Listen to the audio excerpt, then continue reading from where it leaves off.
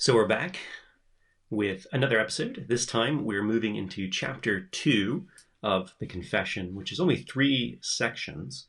So we'll take one of those in part. So chapter 2, which is titled Of God and of the Holy Trinity, will speak to us about God and his attributes and also God as the Holy Trinity. For more on that, I would encourage you again to go to one of the previous posts or to Wadden Road's YouTube site to see our Doctrine of God video, which covers this first part of God in his being, the attributes of God. And as we go through these 3 sections here, they're big. They're big sections. We're also hoping to maybe have some special guests with us throughout this week and next. So we'll see how that goes, if I can rope some other people into reading this with me. And so, just like last time, confessions here, and a cup of tea here. I have this incredibly cool Lord of the Rings mug. It's actually my wife's, Laura's, but that's a nice cup, isn't it? Back with the black PG Tips decaf. So chapter 2, this is section 1.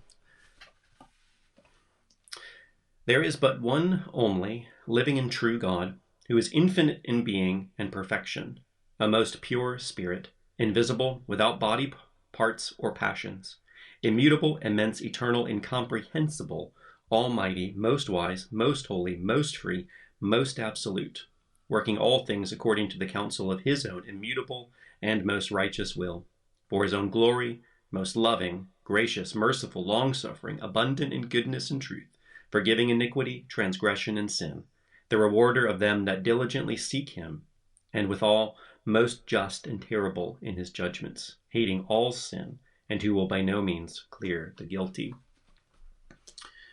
So as I said, that's it's a big paragraph with a lot of things in it at once. The beginning of it speaks of who God is, as best we can know. A lot of these speak of God in a sense in a negative way. He is without body, he is immutable, immense, eternal, incomprehensible. All these words in a sense speaking to what God is not. God is not bound by time, God is not bound by space. God is inexhaustible, incomprehensible in the sense that unless he tells us about himself, we would never know truly who he is. And indeed, we'll never know exhaustively all of these things. He is inexhaustible as well. Then it gets to some of these attributes, that long-suffering, abundant in goodness, truth, forgiving iniquity, transgression, and sin. He's most loving and speaks to these attributes of God that in many ways we share these with him in an imperfect way. But then it does here at the end, it reminds us of what his holiness actually is.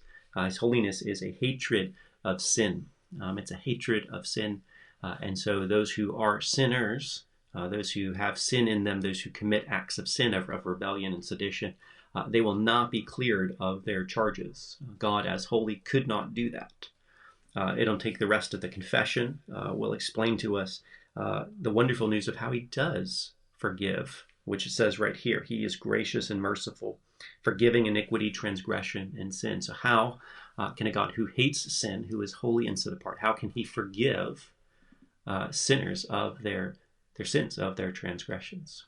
Well, if you know the message of the gospel, we see that most clearly in Jesus Christ. He takes on our sin, and then we gain his righteousness in this most unfair exchange. But this way, punishment is meted out. The sin is actually dealt with, so God's holiness isn't truncated, but also we see his love demonstrated in this most magnificent of gift of sending his son into the world that we might have life and forgiveness and be a part of his family. So anyway, I promise not to go long on this, but I thought that was an important point. So that's chapter 2, that's section 1, and do look forward to tomorrow and Monday and our hopes of some special guests. So hope you have a nice cup of tea and enjoyed the beginning of chapter 2 of God and the Holy Trinity.